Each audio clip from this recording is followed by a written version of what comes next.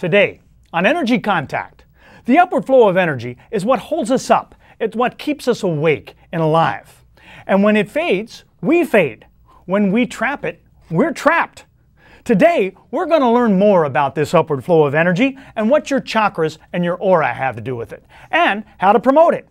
So straighten up and be liberated, because it's all coming up right now on Energy Contact. And I ain't gonna worry, and I ain't gonna complain. I'm gonna drive away all these doubts I've been keeping, and I'll keep my mind on better things. I ain't gonna worry, and I ain't gonna complain. I'm gonna drive away all these doubts I've been keeping, and I'll keep my mind on better things. Just keep my mind on better things. Just keep my mind on better things. Hello, and welcome to Energy Contact. My name is Joseph Willenbrink. Thank you for joining me today, and thank you to the production staff here in the studio for helping me get my message out to you. Energy Contact is a series that I'm presenting to you as a public service. It's about attaining perfect health, growth, self-improvement, happiness, and realizing your full potential. It's designed to present you a new way of seeing yourself and a new way of seeing the world around you. We're talking about things that have to do with making an energetic contact with yourself internally and with the world around you. There's no difference between the body, the mind, the spirit, the emotion, the intellect, the ego. There's no difference between mass and energy. These things are all the same. There is something about us that just longs to categorize and classify, separate, divide, take out one little cell, look at it under a microscope, and think we know everything. But in fact, all that health and growth and self-improvement we're talking about take place when we do just the opposite. It happens when we put these things together, when we make an energetic contact between the physical world and the unseen one. We're presenting on these programs a brand new paradigm that's thousands of years old. We're presenting extraordinary topics for ordinary people. So let's move right ahead with that. Let's bring up our first slide. Everyone, please understand that I am not a doctor. This show is not a medical show. It's not a medical advice show, medical help show, medical talk show. It's not a medical anything show. It couldn't be further from it. Now, I might call myself an energy healer, chakra healer, things like that. So might a lot of other people. But state, federal, and local governments absolutely do not. They call me no such thing. It's important to understand that. There's a lot of important information on your screen right now. Please read all of that, if you will, with your full attention. But when you've got it down, now would be a great time to locate a pencil and paper. And here's why you want to do that. At the end of this show, we're going to run some credits. And on those credits, there's going to be contact information for me. Now, I invite and encourage you to contact me. I'm sort of hoping that something I have to say to you today might inspire you to want to do that. But in order to contact me, you're going to need that contact information. And in order to get that, you're going to need a pencil and paper. There'll be plenty of time to jot that stuff down if you've got your pencil and paper ready. So please locate that now. All right.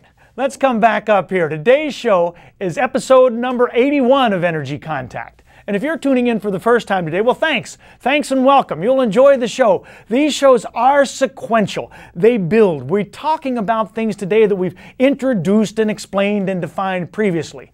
However, I do my very best to make sure that every episode of Energy Contact has a lot of value all on its own. So you'll get plenty out of today's show all by itself.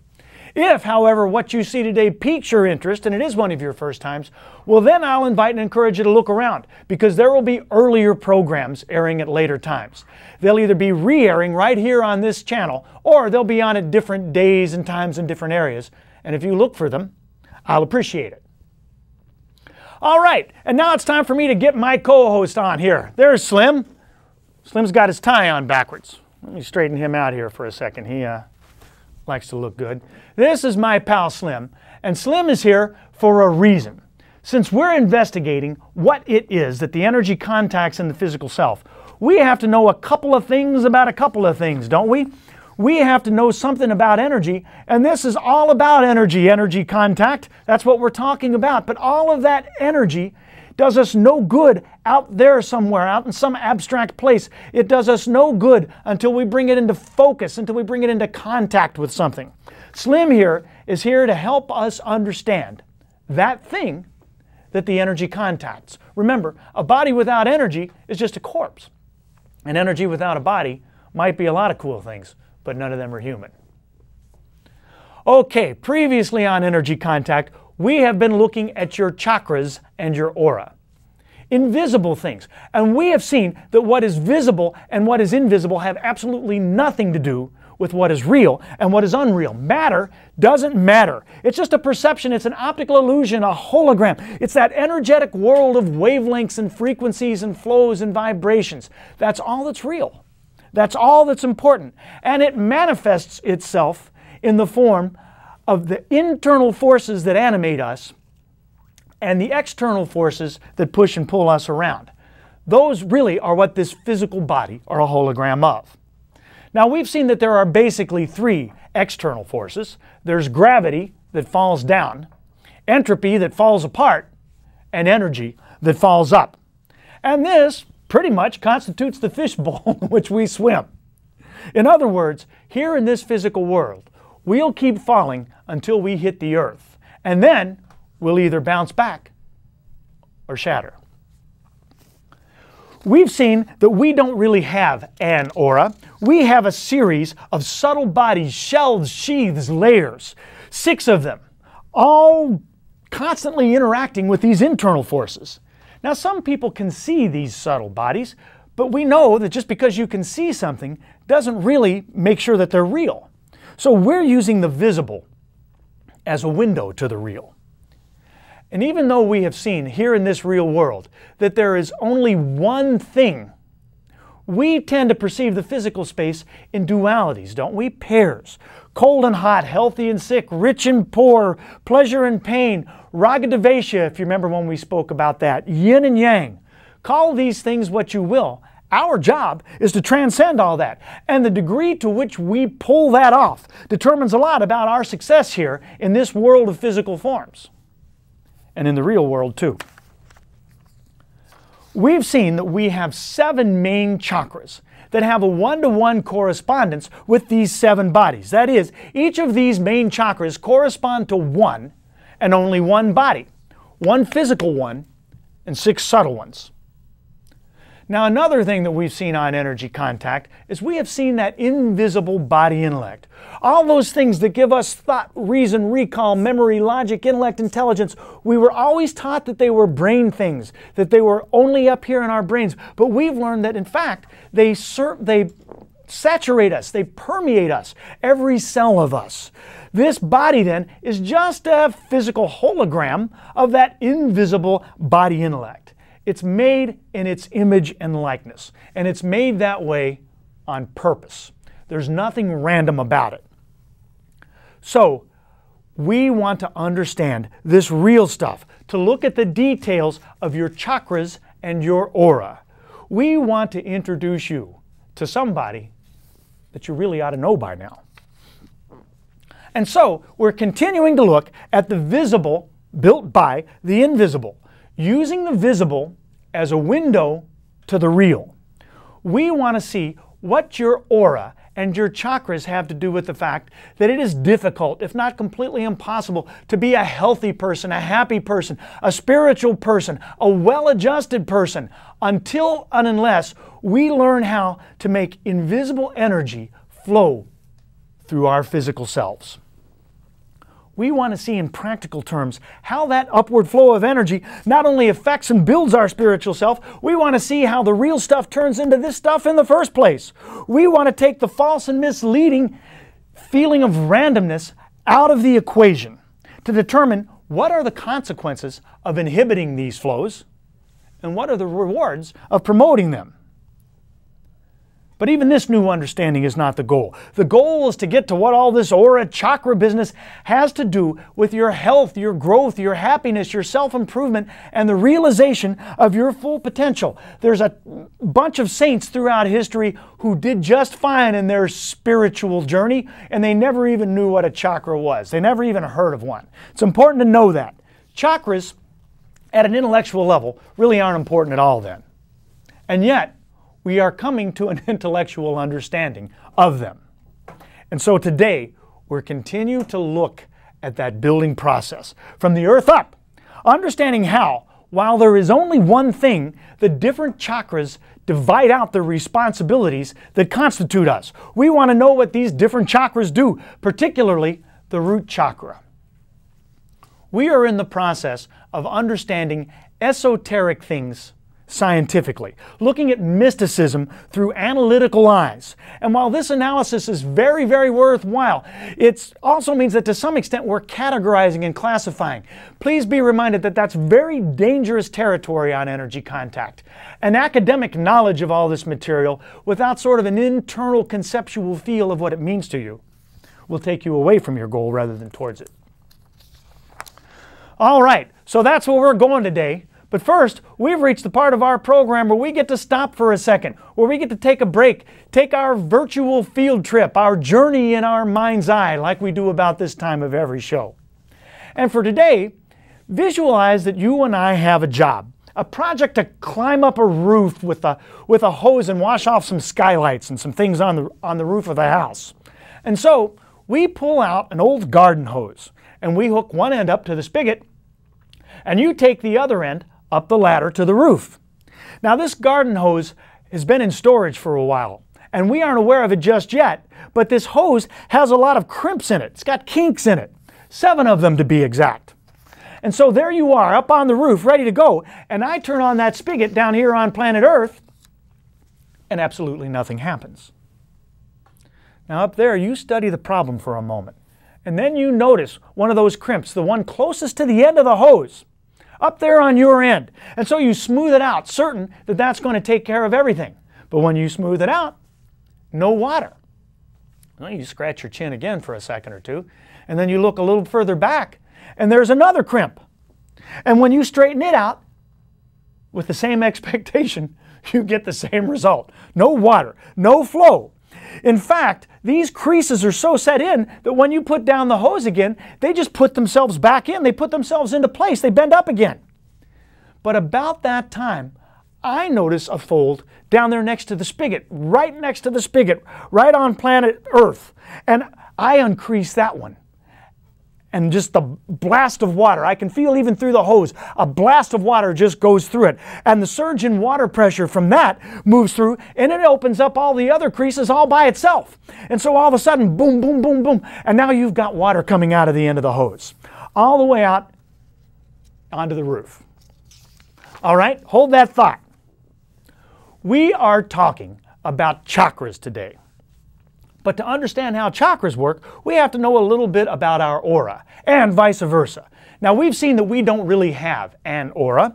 We have a group of things. What we call an aura is really a group of things. Things those old yogis called sheaths, or subtle bodies.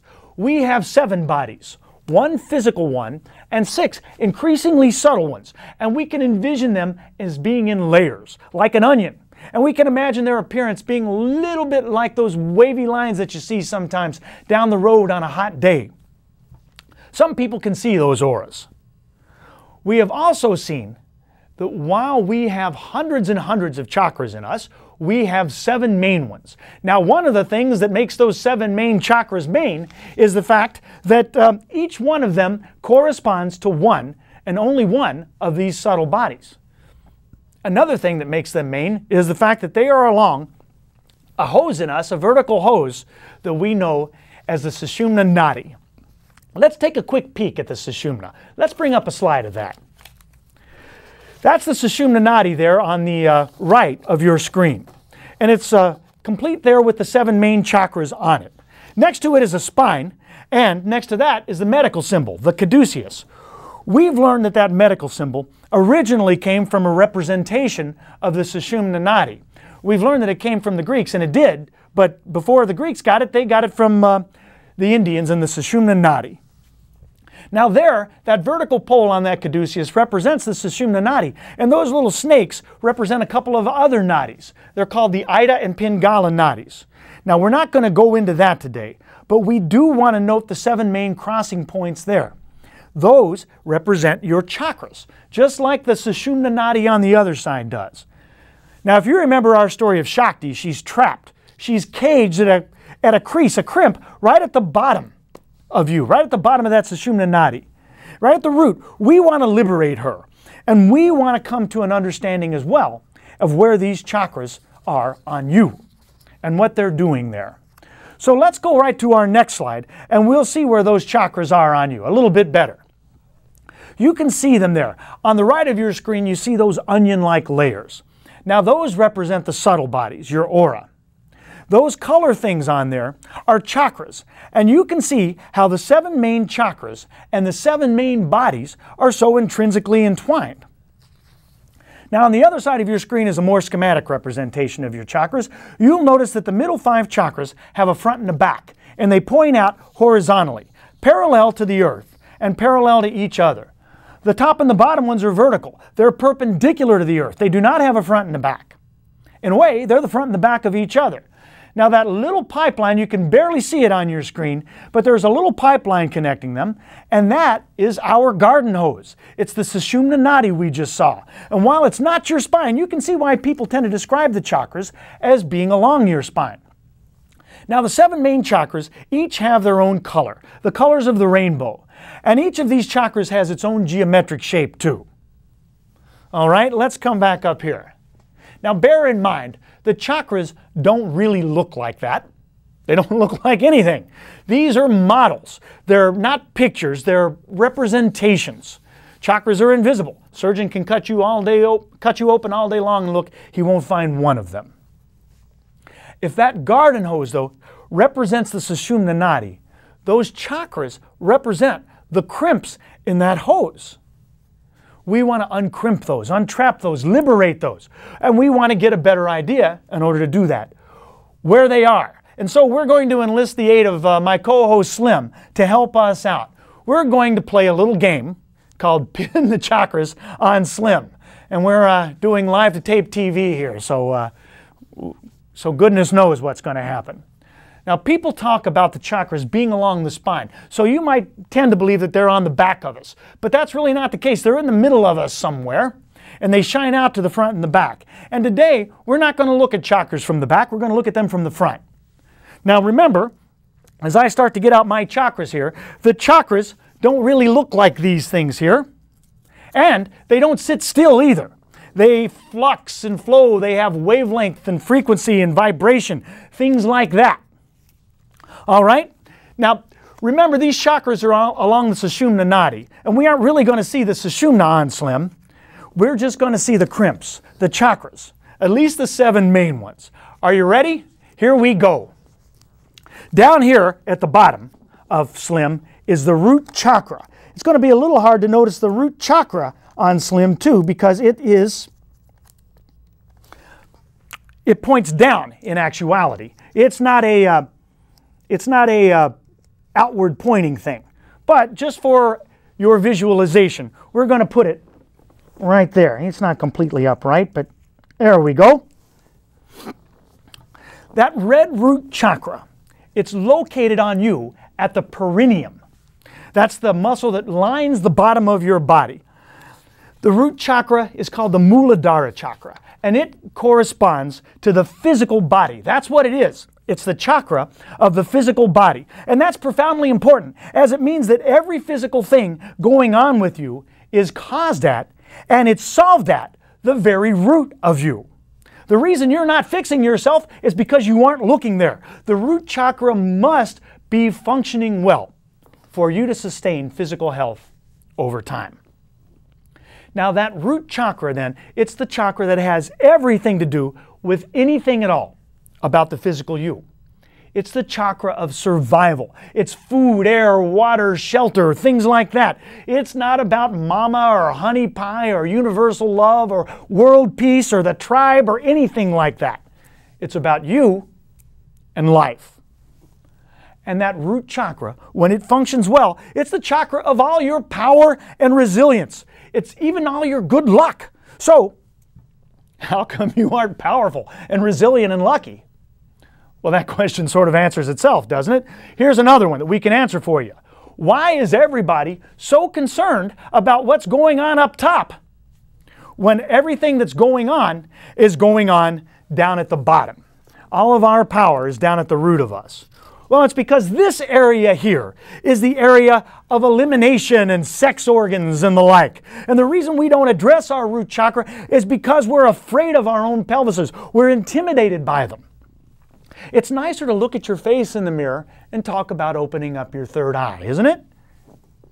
But, again, just to beat this point, the reason that you aren't getting better, or that you feel disempowered or unlucky, or that you are at the mercy of anything, from your boss to your mother, to your allergies, to your migraines, it's all going on right down here.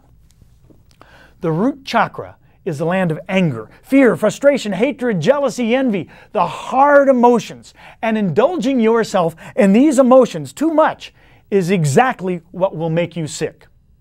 And then it will kill you, slowly and painfully. It is, in fact, what kills most people. It's where your energy may have been trapped all your life.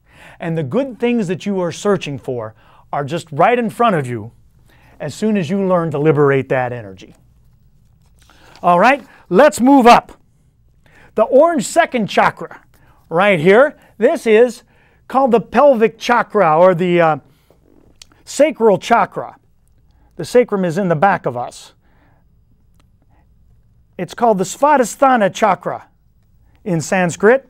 I hope that's a little bit visible there. Here, I'm going to remove Slim's tie so you can get a better look at his chakras. There you can see it. It's right in the middle of that front hip bone there. It is, and in the back, it's located right at the junction of your sacrum and your tailbone, hence the name sacral chakra. Now, it corresponds to your emotional body, your emotional self, and that's pretty profound too. See if I can flip him over this way just a little bit so you can see him just a little better.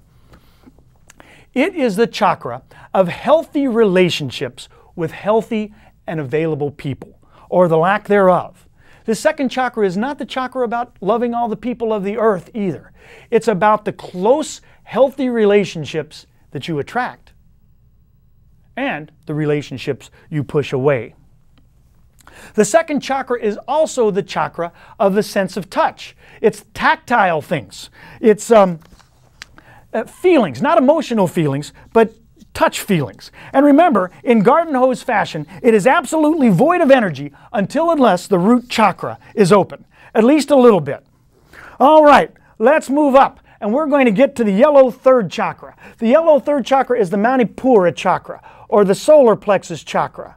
It's called the solar plexus chakra, but really it sits above the solar plexus. Let's see if I can get him fixed on here. There, I think he's going.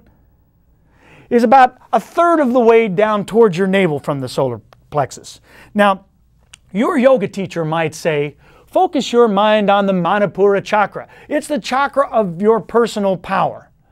Well, technically, that's incorrect, although functionally it's very correct. The third chakra is all about control. It's about live and let live. And when it functions, you are neither controlling nor are you manipulable. You are neither the doormat nor the stomping foot. Excuse me. The third chakra is about refining all of that raw power in your hips and making it into something usable, something that you can send up to the higher chakras. All right, we're picking up the pace here. You ready to go? Now we're going to move up to the fourth chakra, the heart chakra. The heart chakra is called the Anahata chakra, and it is the chakra of the astral body, all that astral travel you hear about. It's a journey of the heart, literally and figuratively. And it's located, at the heart, actually right in the middle of the sacrum. The heart chakra is about compassion, caring for the world and all of its souls, compassion and concern for people you've never met and for people you never need to meet. It is the siblinghood of humankind. I said before that this is not where that the root chakra was not where loving all the people of the world is, that the second chakra isn't. Well, this is where it is. That's precisely what the heart chakra is. If it's the root chakra that makes you strong, it's the heart chakra that makes you kind, that makes you sweet, that makes you good. If the root chakra is the land of the heart emotions, power and dynamism, but also anger, fear, frustration, hatred, envy, jealousy. Well, the heart chakra is the chakra of the soft emotions, compassion, caring, sweet, nurturing things, but also depression, sadness, resignation, loneliness, things like that, doubts. The heart chakra is often referred to as the root chakra of the spirit, and for good reason. We'll come back to that later. But now, be reminded that the root chakra is completely empty. It's hollow, it's void. It has no energy flow of any kind until the root chakra opens. And the second and third ones too. All right, and now we'll move up further. Next up, these chakras are going pretty well here today. They're cooperating. Next up is the throat chakra. Put that in Slim's mouth there. He'll hold it. And it is at the neck, obviously. The throat chakra is the chakra of expression. It expresses all of those things going on below. And if we're healthy, it does so in healthy ways. And then we get to move up here. Let's see if I can get this Ajna chakra on Slim. Maybe so, maybe not. There we go. The Ajna chakra, or the third eye chakra, that's where it goes. That's that third eye chakra that everybody seems to be so enamored with. How are we looking on Slim? There we are. We'll let that do. If, and only if, you've opened the hose at all of the crimps below it, this Ajna chakra is about clarity of thought and vision, the ability to focus and concentrate, see the unseen, know the unknown. All right, so finally, we've about made it up to the top. This top chakra, or crown chakra, or Sahasrara chakra, is right up here at the top of us. Sort of like the root chakra, it points up, so it's really a little difficult to notice here, or to visualize here. But there we go. The crown chakra. It's the chakra of cosmic consciousness, and that's far too deep a subject for us to get into this late in the show. It is the chakra of the causal body. And the causal body is so named because it's the cause of the physical body. So you see how we've come here full circle and how these chakras are the front and the back of each other. The first chakra is the chakra that has to do with anything physical with us, anything with our physical body. And the crown chakra is the chakra of the reason that we even have a physical body in the first place. So, recall that the energy of the earth moves through us. That while we may, if you jumped off of that roof, you might be falling down. But the energy of the earth goes up. And so, we're going to look at that more next time. That hose that moves energy up is the Sushumna Nadi. It begins at the root, and we're going to learn more about that when we come back. But for now, we're out of time today. Thank you for joining me. I wish you peace and positive energy and a healthy life in Energy Contact. I'm gonna drive away all these doubts I've been keeping in doubt.